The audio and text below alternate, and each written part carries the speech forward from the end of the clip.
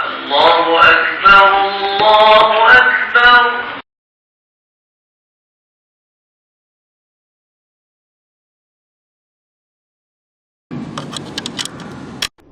بسم الله الرحمن الرحيم.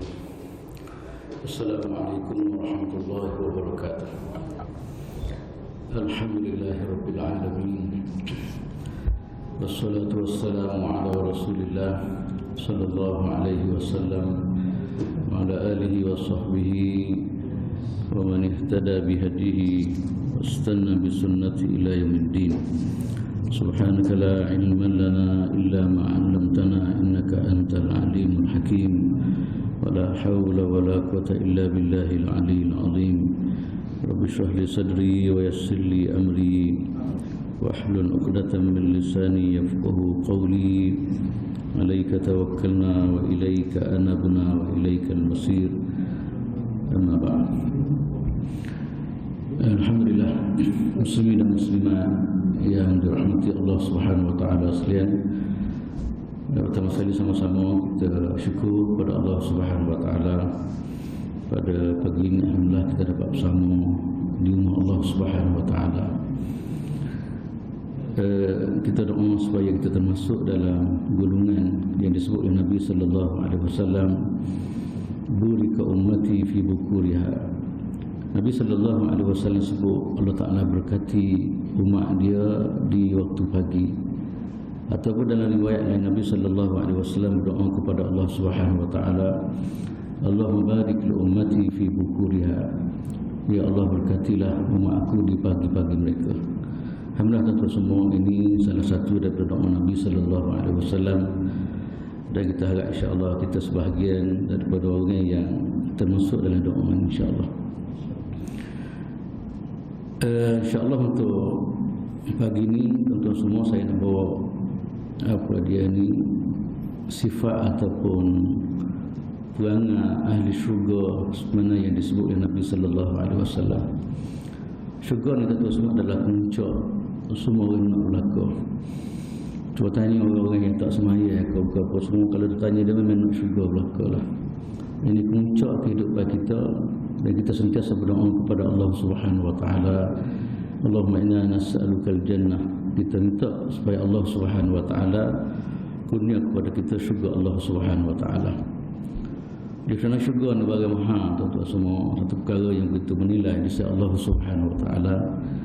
Maka nak masuk dia pun dia kena ada tiket ataupun dia kena ada amalan-amalan yang bernilai sesuai dengan syurga yang begitu menilai di sisi Allah Subhanahu wa taala. Tak ramai orang yang kadang-kadang nak syurga tapi tengok pada budaya hidup dia bukan ahli syurga. Di segi perkataan dia, di segi perbuatan dia atau sebagainya, mengambarkan dia adalah manusia yang jauh daripada syurga Allah Subhanahu wa taala.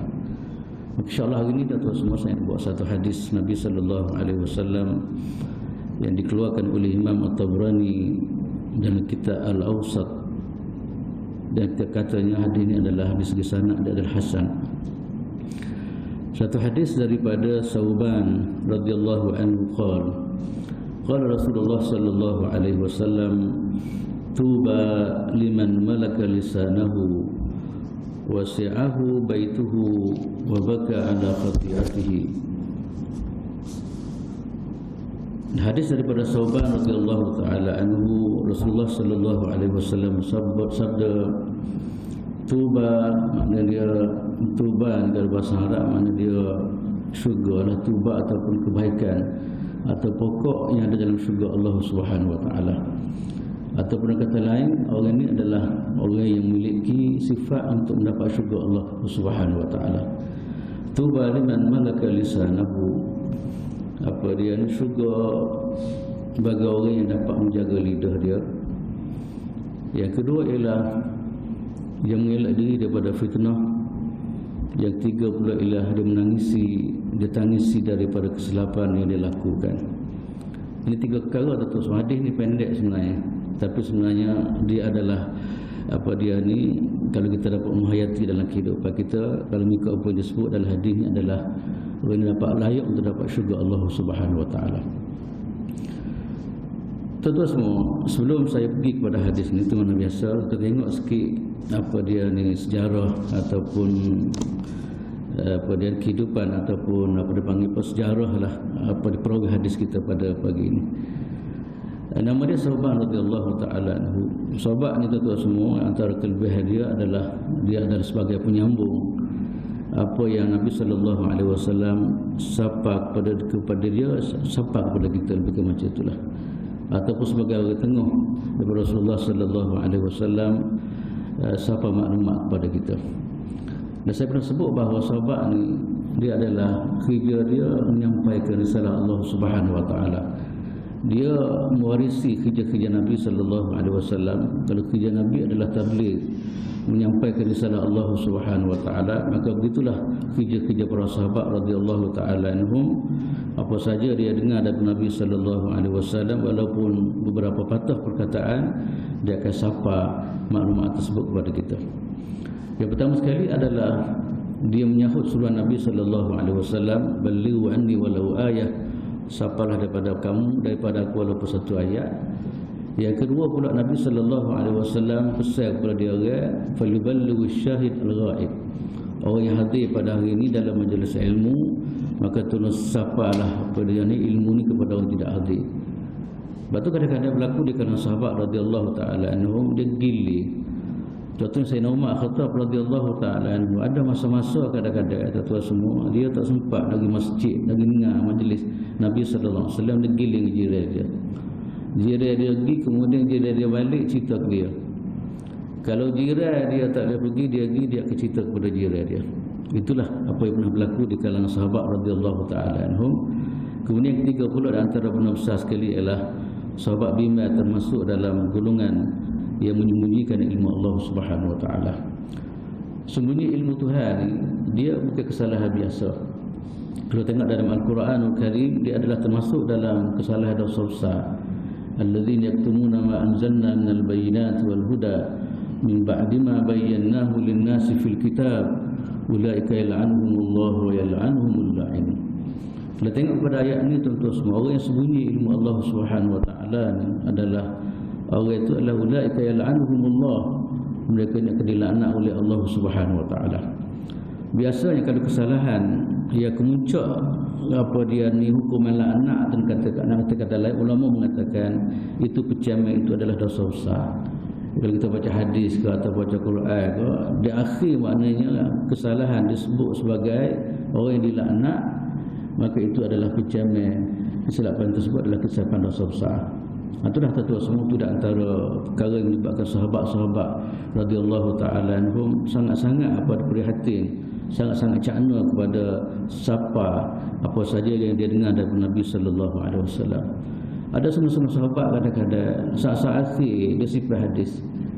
Dan saya pernah sebut cerita sebelum ni, seorang sahabat dia dengar hadis Nabi sallallahu alaihi wasallam, siapa-siapa yang berkata la ilaha illallah dakhalal jannah, siapa-siapa yang berkata la ilaha illallah masuk syurga. Dia bimbang takut orang silap faham hadis ni, takut orang ucap la ilaha illallah. Kan? Macam Melayu dia, kita je dah ngatik ya, mengenai tak buat, dia kata kawan ngatik 7 laksa, dia kata dia. Dia bimbang takut orang faham silap, mana hanya sekadar duk ngatik la ilaha illallah masuk syurga. Dia sembunyi lagi hadis tu. Tapi saat-saat akhir tuan-tuan semua dia rasa tak kena, dia rasa tak asuman, dia rasa berdosa di sisi Allah Subhanahu wa taala, maka dia sapa juga hadis itu. Iaitu hadis siapa-siapa yang berkata la ilaha illallah, dia akan masuk syurga Allah Subhanahu wa taala. Itulah tuan-tuan semua, dan kita berharap itulah kita cuba mewarisilah sifat-sifat para sahabat radhiyallahu taala anhum, di mana lidah yang diberi oleh Allah Subhanahu wa taala kita cuba jadi lidah yang menyampaikan benda-benda molek kepada orang lain. Ini antara sifat yang terpuji dalam Islam. Sahabat ni tuan-tuan semua, dia asalnya adalah hamba Rasulullah sallallahu alaihi wasallam.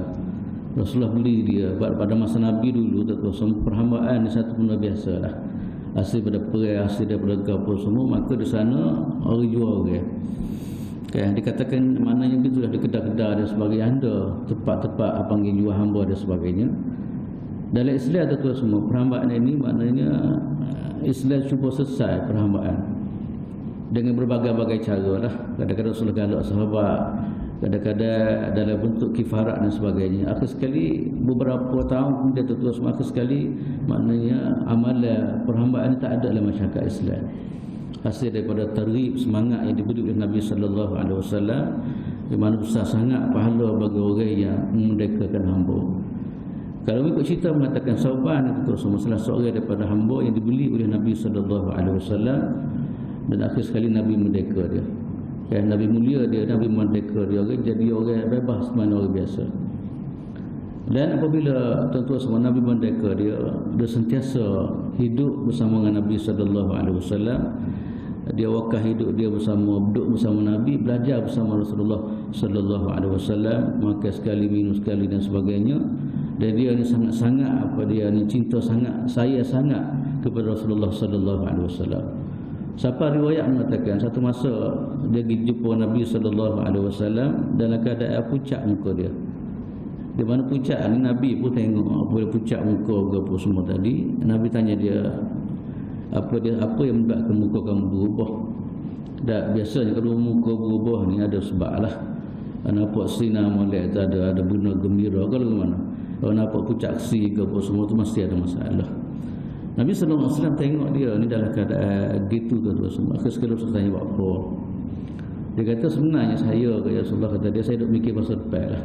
Dan cerita ni saya pernah cerita dah sebelum ni. Dia duk mikir masa depan, dia memang takut tak boleh jumpa dengan Nabi lah. Bila kita berada dalam kehidupan dunia ni, memang kita boleh kata dia boleh bersama dengan Nabi. Tapi dia bimbang masa depan, bila mati belaka ni tak akan jumpa dah Nabi sallallahu alaihi wasallam. Dia boleh jadi Nabi akan dibangkit oleh Allah Subhanahu wa taala bersama kumpulan VIP ataupun orang-orang hebat di sisi Allah Subhanahu wa taala, dan dia orang biasa boleh jadi di tempat lain. Itu kebimbangan yang ada pada Sauban, perawi hadis kita pada malam ni. Akhir sekali tu ayat Quran, wa may yuti'illaha war rasul fa ulaika ma'al ladzina an'ama Allahu 'alaihim minan nabiyyin was-siddiqin wasyuhada'i was-salihin wa hasuna ulaika rafiqa. Akhir sekali tu ayat maknanya tak apa, walaupun kita telah meninggal dunia pun kebersamaan kita dengan Nabi sallallahu alaihi wasallam akan berlaku di hari akhirat. Tapi dengan syarat, kata Allah Subhanahu wa taala, siapa-siapa yang taat kepada Allah dan taat kepada Rasulullah sallallahu alaihi wasallam, maka dia orang ini akan bersama dengan para anbiya alaihi salatu wasallam. Maknanya tak kira lah, walaupun kita tak dengan Nabi ke, kalau kita mempunyai ciri apa dia ni, ketaatan kita kepada Allah, ketaatan kepada Nabi sallallahu alaihi wasallam, maka insya-Allah kita akan bersama dengan Nabi dan orang soleh di negeri akhirat. Mana walaupun kita di dunia ni tak boleh duduk sekali VIP lah ni, kadang-kadang duduk dengan raja, duduk dengan besar dan sebagainya, tapi tuan-tuan semua kita akan bersama dengan Nabi, lebih besar daripada orang yang besar lah ni. Apabila kita ada dua sifat tadilah, sifat apa dia ni, taat kepada Allah dan taat kepada Rasulullah sallallahu alaihi wasallam. Dan ada riwayat yang mengatakan di antara orang yang boleh duduk bersama Nabi ini ialah at-tajirus saduqul amin ma'an nabiyyin was-siddiqin wasyuhada. Antara orang yang boleh bersama Nabi di hari akhirat ialah peniaga yang jujur dan amanah. Orang niaga tak pun niaga tu comel bagus, tapi kalau dia ada dua sifat, as-saduqul amin, peniaga yang jujur dan amanah, maka orang ini akan bersama dengan para anbiya alaihi salatu wassalam dan para as-siddiqin, Sayyidina Abu Bakar dan sebagainya, kemudian asyuhada, orang mati syahid di jalan Allah Subhanahu wa taala. Inilah tuan-tuan semua kemuliaan bagi orang yang jaga benar kita. Maka itulah tuan-tuan semua apa yang berlaku pada Sauban. Nabi kata tak payah bimbang, tak payah pusinglah, kamu akan bersama dengan para anbiya alaihi salatu wassalam. Bukan Nabi saja, tidak, bahkan para anbiya atau para rasul yang diutus oleh Allah Subhanahu wa taala, kamu akan bersama-sama dengan mereka. Kemudian tuan-tuan semua, dia ni hidup lama jugalah. Ikut cerita mengatakan dia meninggal pada tahun ke-54 Hijrah. Itulah lebih kurang dia ni sejarah tentang kisah sikit sebanyak tentang dia ni perawi kita itu Sauban radhiyallahu taala. Dalam hadis ni tuan-tuan semua dia kongsi satu hadis berkaitan dengan cerita sifat golongan yang dapat syurga Allah Subhanahu wa taala. Di mana seperti yang saya sebut tadilah, dalam hadis Nabi SAW mula dengan tuba. Tuba ni saya sebut tadi dia ada dua makna. Pertama sekali ialah tuba ni satu nama daripada nama syurga Allah Subhanahu Wa Taala. Syurga ni banyak nama. Antaranya tuba, kan? Ada pandangan mengatakan tuba dengan makna pokok yang ada dalam syurga Allah Subhanahu Wa Taala. Ataupun kesimpulan kita buat ginilah, ini maknanya orang buat kerja, orang yang ada sifat tiga sifat ni ataupun salah satu daripada tiga sifat ni adalah orang itu layak untuk dapat syurga Allah Subhanahu Wa Taala. Sebenarnya saya sebut tadi terus syurga ni dia kena buat kerja. Tak cukup hanya sekadar ngangit lah. Amu nak syurga, amu nak boleh nak syurga firdaus tak boleh. Nak tinggi sekali. Ya, tapi terus semua yang saya sebut tadilah. Apa dia ni ala inna sil'atallahi al-ghaliyah. Allah Taala kata barang syurga ni barang mahal. Okey, apabila sebut barang mahal maka pengorbanannya dia kena lebih lah. Okay. Maka dalam hadis ni terus semua Nabi SAW apabila sebut kelayakan untuk dapat ahli syurga sebagai ahli syurga ni, dia ada beberapa sifat. Yang pertama sekali ialah liman malaka lisanahu. Yang pertama sekali ialah orang yang dapat jaga lidah dia. Lidah ni antara anggota yang kecil tentu semua, tapi kesan dia besar dalam kehidupan lah. Lidah ni lah bawa manusia kepada syurga Allah Subhanahu Wa Taala. Dalam masa yang sama lidah ni juga akan bawa manusia kepada neraka wal'iyadzubillah. Kan? Sebab itulah Muslim, betul orang Islam yang bila sebut anggota yang diberi oleh Allah Subhanahu Wa Taala, dia akan jaga. Kan? Segala anggota yang diberi oleh Allah Subhanahu Wa Taala kepada kita ni bukan percuma tuan-tuan semua. Kita diberi oleh Allah Taala, kemudian kita diminta supaya jaga. Dan anggota ni lah sebenarnya kalau tengok dalam hadis atau dalam Quran dan sebagainya, anggota ni lah akan bertanggungjawab, akan menjadi saksi kepada kita pada hari kiamat. Hari kiamat tuan-tuan semua, okay, Allah Ta'ala kunci pintu mulut manusia. Kan, maka segala anggota yang ada pada kita ni akan berperanan, akan bercakap dengan lidah yang begitu fasih apa yang kita lakukan dalam kehidupan kita. Maka di antaranya ialah lidah, apa di antaranya mulut, apa dia ni lidah kita akan cakap. Maknanya lidah kita ataupun anggota-anggota lain akan cakap apa yang kita lakukan dalam kehidupan dunia ni. Sebab tu orang Islam ni apabila dia dalam kehidupan dunia, apabila dia beriman kepada Allah Ta'ala, maka di antara benda yang dia jaga ialah antaranya dia akan jaga nikmat yang Allah Ta'ala bagi tadilah. Macam lidah katakanlah, dia faham bahasanya percakapan ataupun tuturan yang ditutur oleh manusia ni bukan melalui begitu saja. Dia akan dicatat oleh malaikat-malaikat Allah Subhanahu Wa Taala. Patutlah Quran ayat kata apa dia, wa kullu syai'in ahsaynahu kitaba. Semua akan dicatat oleh Allah Subhanahu Wa Taala. Dan orang Islam pula dia faham maknanya ma yalfidhu min qaulin illa ladaihi raqibun atid. Al-Quran ajar kepada mana setiap benda yang kita tutur walaupun sekecil-kecilnya akan dicatat oleh malaikat-malaikat Allah Subhanahu Wa Taala yang ditugaskan untuk apa dia ni, untuk tulis segala-gala yang keluar daripada mulut kita. Begitulah tuan-tuan semua, maknanya mulut kita ni sebahagian daripada apa dia ni, benda yang akan beri habuan kepada kita lah. Malaikat akan catat segala-galanya, kemudian kita akan baca satu masa di hari akhirat apa yang kita cakap dalam kehidupan dunia. Dan kembali kepada apa yang saya sebut tadi tuan-tuan semua, kalau kita perhati kepada oleh kerana besarnya lidah ni, mana besar lagu mana dia ada dua jalan, sama ada lidah ni juga akan bawa lidah kita kepada syurga, ataupun satu lagi lidah ni akan bawa kita kepada neraka Allah Subhanahu Wa Taala. Sebab tu Nabi besar sangat dalam bab lidah ni kena jaga. Kan? Banyak-banyak benda yang Nabi dah cakap bab Islam ke bab apa semua ke, kadang-kadang Nabi sebut sangat benda ni.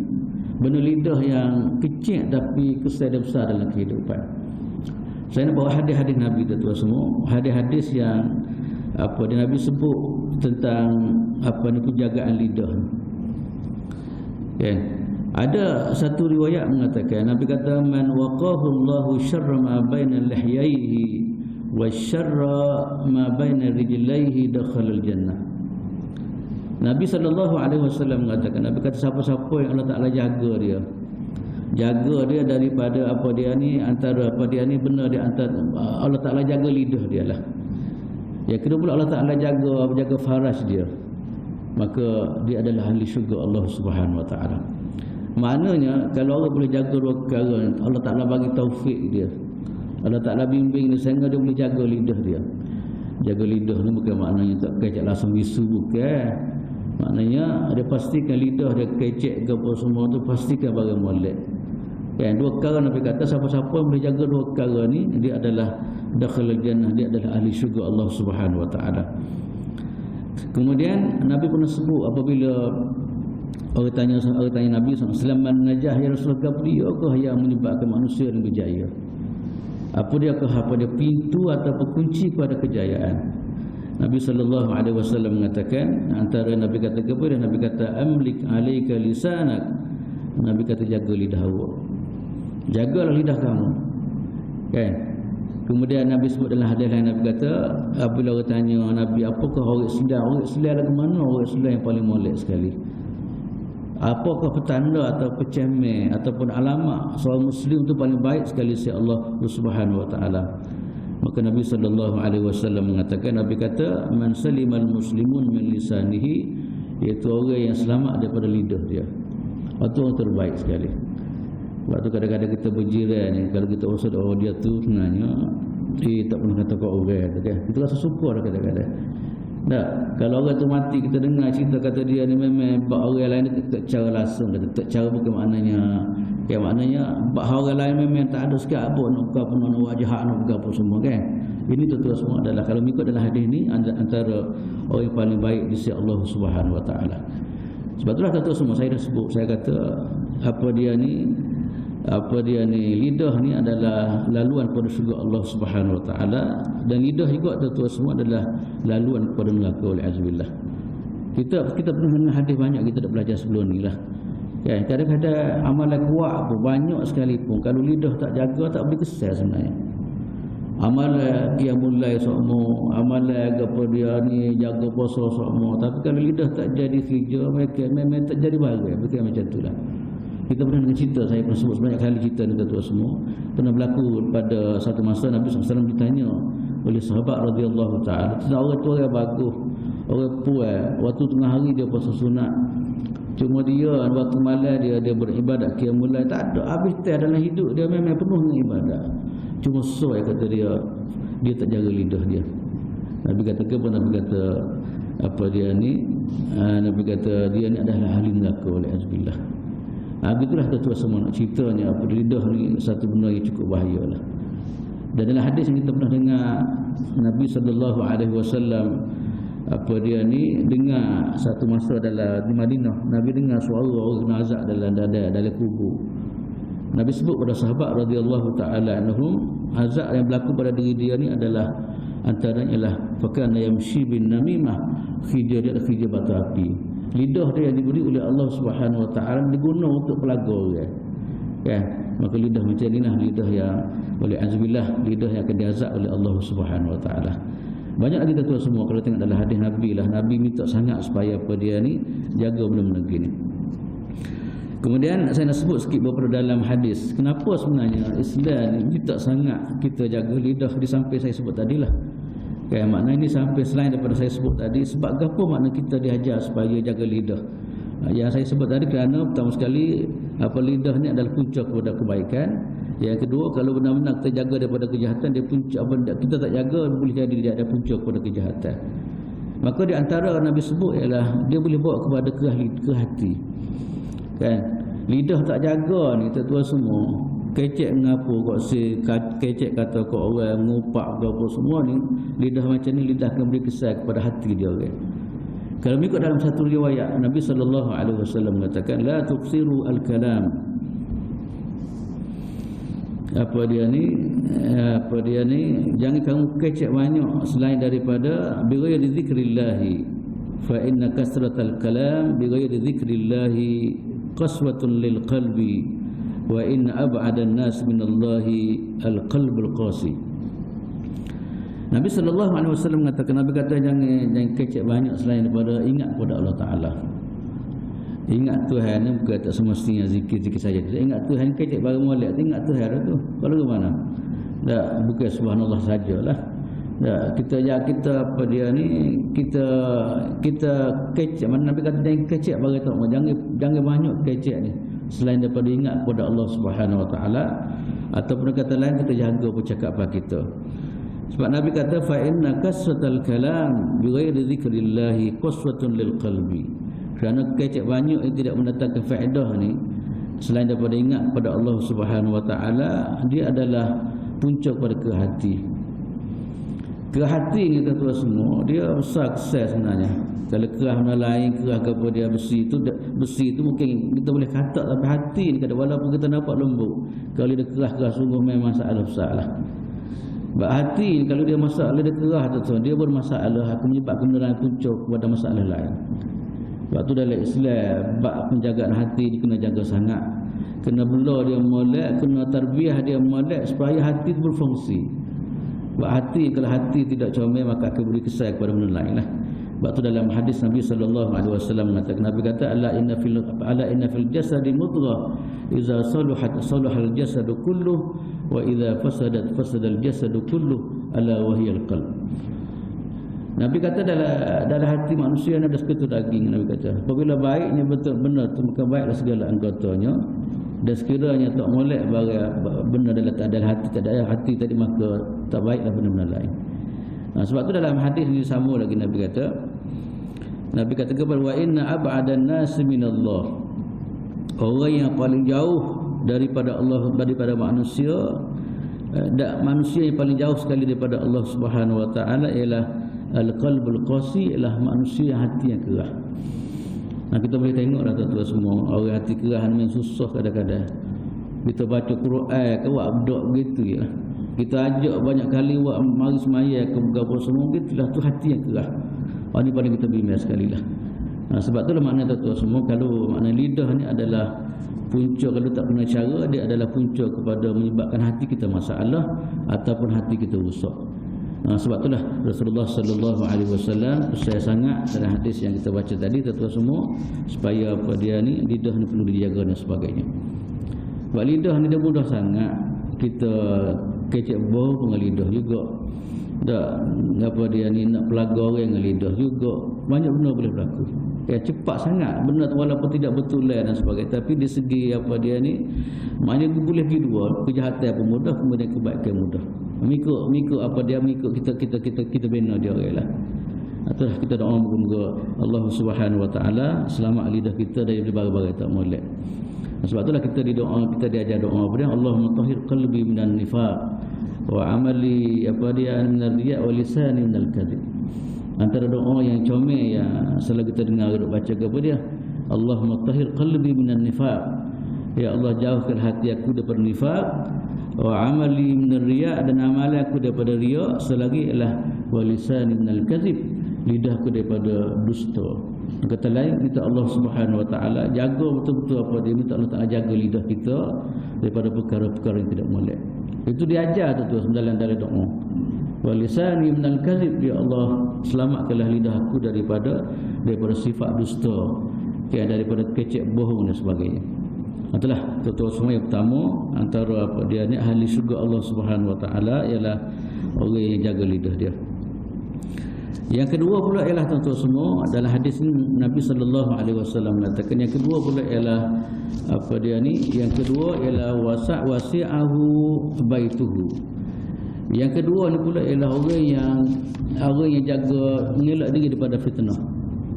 Wasi'ahu baituhu ni ada semua ulama tafsir dengan makna dia tak cara kat orang, tapi dia cara rumah dia. Dia bina rumah dia betul-betul. Dia didik keluarga ahli keluarga dia, jaga apa anak bini dia dan sebagainya, supaya sentiasa dalam kedataan kepada Allah Subhanahu Wa Taala. Dia tidak sibuk lidah dia, teman kita bincang tadilah, tak sibuk lidah dia dengan barang-barang tidak molek, tapi dia sibuk lidah dia untuk bina keluarga dia, bina anak-anak dia sebagainya. Ada semua ulama dia tafsir dengan makna gitu, wasi'ahu baituhu. Dan ada semua ulama dia tafsir wasi'ahu baituhu dengan makna dia duduk dalam rumah dia untuk selamat diri dia daripada fitnah. Sebab kadang-kadang berlaku tuan-tuan semua, satu masa boleh jadi, satu masa lah boleh jadi akan berlaku di mana fitnah kalau kita berada dengan orang ramai. Ada satu masa mungkin akan berlaku, satu masa nanti tuan-tuan semua, di mana manusia ni akan terdedah dengan fitnah. Maka dia nak mengelak daripada fitnah, dia duduk rumah dia. Tapi lah ni tak sampai situ lagi lah. Duduk di rumah dia, sebab kalau dia keluar daripada masyarakat penuh dengan kekafiran, katakanlah penuh dengan kefasadan, dia bimbang takut diri dia ni apa dia ni terdedah kepada fitnah. dan boleh jadi buat dia kepada kufur kepada Allah Subhanahu Wa Taala, maka dia duduk rumah, dia mengasingkan diri, dia beribadat kepada Allah Subhanahu Wa Taala. Gitu. Itu makna dia wasi'ahu baitu, cuma lah ni tak ada lagi lah. Bapa dia mau tak pergi semai Jumaat sebab lah hadis Nabi kata begitu, dia duduk rumah dia kata sedap. Lah ni tak sampai pekat tu lagi lah. Ada setengah-setengah hari tu kata kawan melacau ke masjid ke apa, baik duduk main rumah kata dia. Lepas tu satu pemikir dia tak betul lah. Yang disebut dalam hadis ni makna suasana yang teruk sangat. Dia menyebabkan dia duduk dalam hati iman dia cabut. Dia duduk dalam masyarakat tu iman dia bermasalah. Maka masa tu kalau dia duduk rumah untuk jaga selamat daripada fitnah tadi, maka dia adalah terbaik. Dan Nabi SAW dalam hadis yang lain terus pernah sebut akan berlaku satu masa lah. Satu masa manusia ni, maknanya suasana masyarakat akan terlalu fitnah akan berlaku. Maka Nabi SAW sebut orang terbaik ialah Nabi kata rajulun mu'tazilun fi sya'bin minasy-sya'abi ya'budu rabbah. Orang terbaik pada masa tu, masa fitnah yang begitu kuat tadi ialah dia lari diri dia, mengasingkan diri sama ada di rumah ataupun di celah-celah bukit untuk beribadat kepada Allah Subhanahu Wa Taala. Ini satu sebenarnya kata lain, maknanya dijaga diri dia, kawal diri dia daripada terjebak dengan bagai-bagai fitnah ni. Walaupun duduk dalam rumah ke ataupun duduk di bukit ke apa semua, maka dia sangat buat semata-mata untuk jaga diri dia daripada fitnah kepada agama dan sebagainya. Itu yang kedua tu semua. Orang yang siapa gitu sekali siapa gitu sekali dia lari daripada fitnah untuk jaga agama dia lah. Dan ada satu riwayat Nabi sallallahu alaihi wasallam mengatakan kesapan satu masa di mana satu orang tu bawa kambing duduk dalam hutan, kan, lari daripada masyarakat, kan, adalah terbaik di sisi Allah Subhanahu Wa Taala. Sebab apa? Sebab dia lari daripada fitnah-fitnah saya sebut tadilah. Dia lari, dia penguzlah, lari diri, kemudian duduk jauh untuk beribadat kepada Allah Subhanahu Wa Taala. Dan saya dah sebut tadi tu semua, makna masa ni tak berlaku lagi tempat kita ni. Tak sampai begitulah. Lebih banyak lagi benda-benda molek berlaku dalam masyarakat, dan kita kena pakat bersama masyarakat, bina masyarakat dan sebagainya. Kemudian yang tiga pula tuan-tuan semua, di antara apa yang disebut sebagai ahli syurga ni, di mana yang saya sebut tadilah, ciri-ciri ataupun sifat ahli syurga ni ialah dia sesar di atas perbuatan dia. Dalam hidup dia ni, kan, dia sesar apa kesilapan, sesar menyebabkan dia menangis kepada Allah Subhanahu Wa Taala. Kan, kesilapan yang dia buat sebab dia faham dia ada matlamat hidup, dan lepas ni dia akan dikembalikan kepada Allah Subhanahu Wa Taala. Dia bimbang masa depan dia. Dia bimbang apa yang akan dikifarat oleh Allah Subhanahu Wa Taala kesilapan yang dia lakukan. Akhir sekali tu semua dia menangis. Wa baka ala khati'atihi, dia menangisi daripada kesilapan-kesilapan yang dia buat. Tuan-tuan semua, benda-benda gini sebenarnya tak berlakulah bagi orang yang bermasalah lah. InsyaAllah saya akan sebut beberapa hadis tentang apa dia ni, kelebihan orang yang dalam hidup dia ni disabab pekat dia sesar sangat kesilapan dia, sebab dia menangis. Rupa-rupanya dah ada hadis Nabi yang Nabi SAW puji orang macam ni. Antara kelebihan tuan-tuan semua orang yang rasa sesar daripada perbuatan ni, dia sesar perbuatan dia, bukan sekadar menangis lah, tapi lepas dia menangis tu dia bina kehidupan dia. Ada sungguh-sungguh kadang menangis, tapi curi juga. Anak saya tengok di Mesir kadang-kadang kan, Tok Imin baca khutbah, baca doa akhir tu menangis kuat lebih pada orang lain kadang-kadang. Tapi lepas tu curi juga selipat masjid tu mungkin dia tu. Kan, ada jenis-jenis gitu. Pagi tu yang berlaku Pak Mesir ni kadang-kadang ada lah sungguh-sungguh tu memang dia berlaku. Yang menangis sungguh. Di antara saya tengok yang berlaku ada dua pula ialah masa orang mati. Orang mati kadang dia bawa kuih ramah pergi, dia kita di hospital tu pakat menangis sungguh, pakai hitam ke apa semua. Duduk tak lama lepas tu segal, lepas orang bagi duit dia.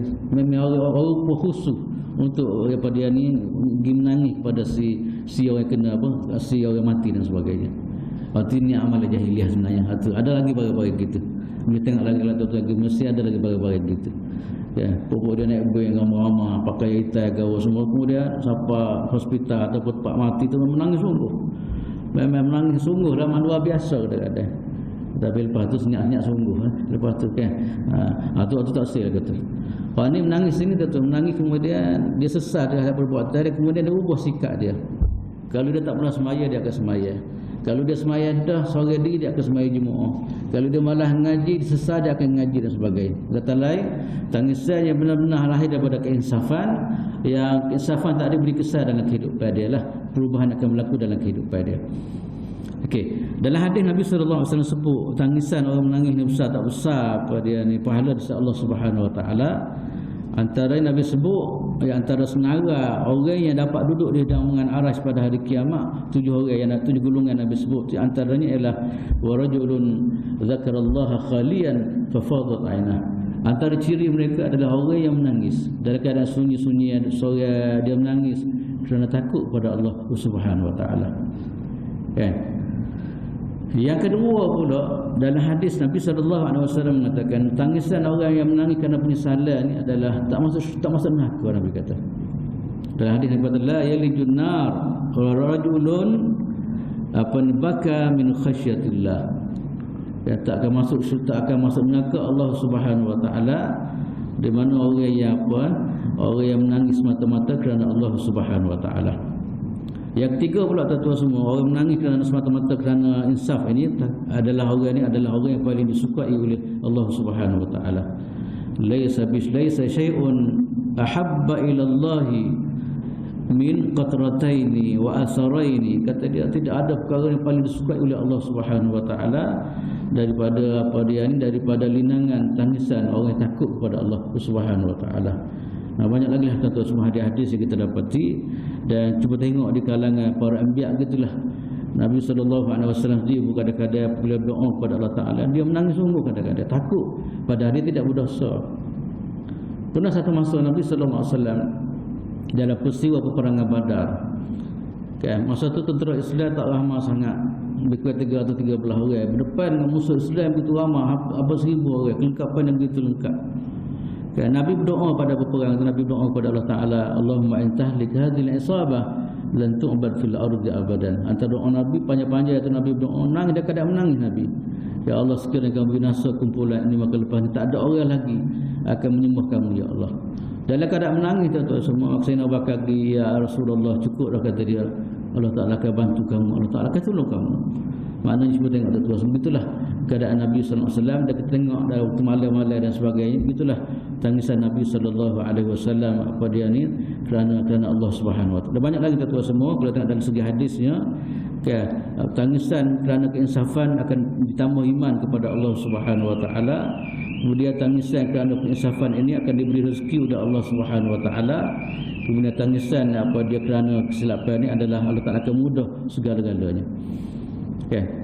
Cuma timbul satu soalan sekarang ni, sebab apa kita ni kadang-kadang payah nak tubik barang-barang gini ni. Air mata tangisan kesalahan ni bukan mudah kalau banding dengan tangisan lain. Tangisan anak-anak tapah biasa tu boleh jadi mudah. Tangisan isteri sakit tu boleh jadi mudah kita keluar air mata. Okay. Sebab apa tuan-tuan semua, punca besar sekali yang buatkan kita susah apa dia ni nak keluar air mata ni. Kita cuba tanya dalam kehidupan kita, dah tahu ni, cuba cek duk suara ni, ya aku ni penuh pada keluar air mata kerana takut kepada Allah Subhanahu wa taala. Ini benda yang tuan-tuan semua kita kena pakat tanya sendiri-sendirilah. Kemudian kalau tengok dari segi pembahasan di kalangan ulama, antara punca besar sekali ke apa dia? Punca sekali adalah maksiat lah. Punca sekali menyebabkan apa dia kerahnya, apa dia ni, keringnya air mata kita ni, kerana punca besar sekali ialah kerana maksiat kepada Allah Subhanahu wa taala. Sebab boleh sebut barang maksiat, pertama sekali dia kerah hati, dia gelak hati, kemudian hati sakit, hati dibenci oleh Allah Subhanahu wa taala. Apabila punca itu akan menyebabkan maknanya kering apa dia air mata kita. Walaupun kita ni memang jenis orang menangis, tapi kalau bak ni memang kering kadang-kadang. Sebab itulah kerana apa antara maksiat yang kita lakukan. Sungguh tuan-tuan semua, cuba tengok dalam hidup kita lah. Kalau kita perhati dalam hidup kita 4-5 hari, kita jaga sungguh mau daripada maksiat. Tak, kalau kita berdoa pada ada mari lain sikit, mari berasa nak menangis dan sebagainya. Sebab itulah apa yang dibincang oleh ulama, kata dia apa dia ni, antara punca paling besar sekali adalah apa dia maksiat kita kepada Allah Subhanahu wa taala. Kemudian kita perhati sikit bagaimana kita nak ubah. Terakhir sekali, bagaimana kita nak ubah supaya mata kita ni basah lah sekali-sekala. Tak ni kering seorang 4-5 tahun kering lagi, tak daripada ataupun semua daripada ke balik lah kering. tak pernah basah kerana takut kepada Allah Subhanahu Wa Taala. Ini kena pakat tanya masing-masing lah tuan semua. Kita apabila tak mari barang itu kita rasa ni kesalahan kita dengan Tuhan ni. Kan, kalau benda lain kita cepat boleh basah mata kita. Tapi kalau dengan kesilapan kita tak basah ni memang satu perkara yang ada masalah pada kita. Okey, di sana tuan-tuan sebab kita perhati kepada ulama-ulama yang bincang masalah hati ni atau bincang masalah apa dia ni kesedaran hati kita atau menyebab kita menangis ni, antara benda yang disebut beberapa tip lah, beberapa kunci, antaranya ialah tuan-tuan semua utama sekali ialah ikhlas. Kita ikhlas sungguh maknanya kita rasa keinsafan tadi. Bukan sekadar insaf depan tua lah, nampak susah insaf depan tu, bukan. Memang dia ikhlas sungguh dalam keinsafan dia. Ya, dia memang dia sesat sungguh terhadap kesilapan dia. Bukan buat-buat dak lah, bukan acuh tak acuh gitu. Yang kedua pula ialah tuan-tuan semua, dia jangan ada sifat ta'ajub dalam ketaatan dia kepada Allah Subhanahu Wa Taala. Ini baru semaya 2 rakaat sahur kadang-kadang ada setengah orang tu mari awal sikit dia rasa kawan kelima bangun semalam. Pada orang yang keempat ketiga bangun dah kan. Mana jangan ada sifat apa dia ni ta'ajub dalam amalan-amalan kita. Ini semua perangai-perangai syaitan tuan-tuan semua yang akan merosak amalan-amalan kita. Okay. Mana kalau ada bagi kita rasa keperluan kita kepada Tuhan, kita rasa apa dia ni syukur Tuhan memudahkan kita taat kepada Allah Subhanahu Wa Taala, maka insya-Allah dia akan memudahkan kita dalam kita bincang tajuk kita ni lah. Yang ketiga pula tuan-tuan semua ialah apa dia jangan kita hina orang. Kan ada di kalangan ulama dia bincang jangan kita pelekeh orang lah. Kan bab pelekeh orang itu mana tanda hati kerah kalau ke mana. Pelekeh orang yang tanda hati bermasalah. Maka kalau hati macam ni memang susah lah nak keluar apa dia ni, nak basah apabila dia berdoa ataupun dia nak basah dengan kesilapan yang dibuat dengan Allah Subhanahu Wa Taala. Kemudian yang berikut pula tuan-tuan semua ialah apa dia ni kena belajar lah. Dia panggil talabul ilmi.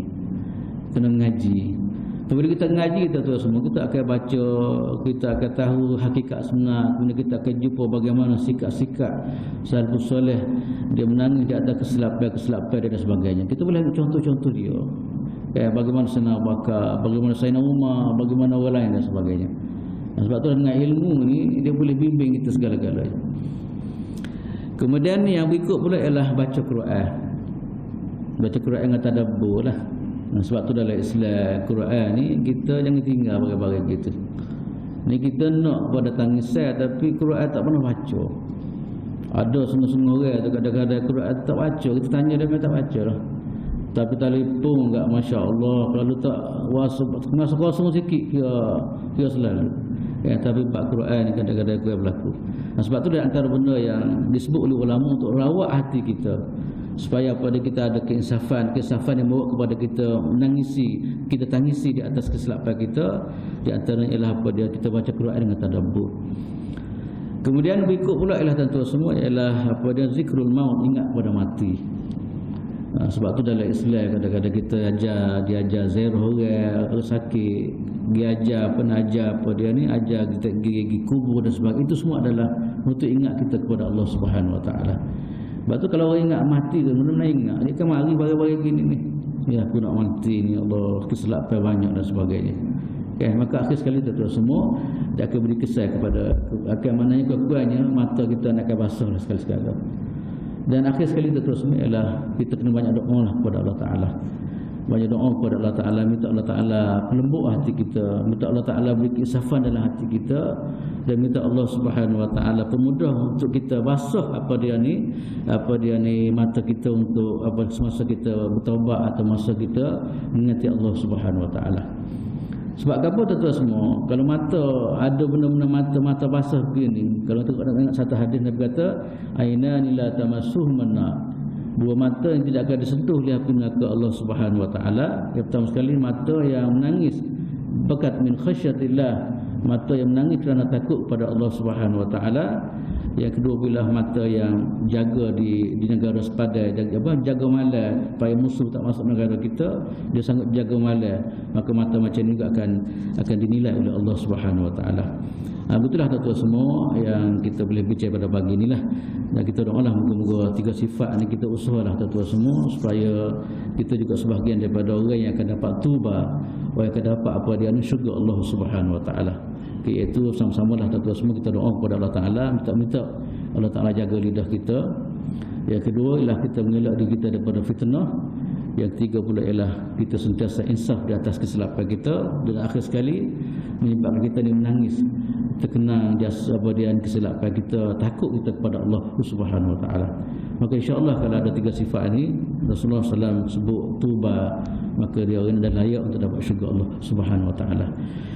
Saya katalah untuk pagi ini moga-moga kita dapat manfaat bersama insya-Allah taala, yang baik daripada Allah dan segala kekurangan daripada kelemahan diri saya sendiri. Aku qauli hadza wa astaghfirullahal azim li wa lakum wa li sa'iril muslimina wal muslimat. Assalamualaikum warahmatullahi taala wabarakatuh. Bismillahirrahmanirrahim. Alhamdulillahirabbil alamin. Wassalatu wassalamu ala Rasulillah wa ala alihi wa sahbihi ajma'in. Allah fa'alna ma 'allamtana وعلمنا ما ينفعنا وارزقنا علما ينفعنا الحمد لله على كل حال ونعوذ بك من حال أهل النار اللهم اجعلنا من الذين يستمعون القول فيتبعون أحسنه اللهم اجعلنا من الذين يستمعون القول فيتبعون أحسنه اللهم طهر قلوبنا من النفاق وأعمالنا من الرياء وألسنتنا من الكذب اللهم رحمتك نرجو اللهم رحمتك نرجو اللهم رحمتك نرجو ولا تكلنا إلى أنفسنا طرفة عين وأصلح لنا شأننا كله عليك توكلنا وإليك أنبنا وإليك المصير ربنا لا تؤاخذنا إن نسينا أو أخطأنا ربنا آتنا في الدنيا حسنة وفي الآخرة حسنة وقنا عذاب النار وصلى الله على سيدنا محمد وعلى آله وصحبه وسلم والحمد لله رب العالمين سبحانك اللهم وبحمدك أشهد أن لا إله إلا أنت أستغفرك وأتوب إليك والعصر إن الإنسان لفي الذين آمنوا بالصالحات وتواصوا بالحق وتواصوا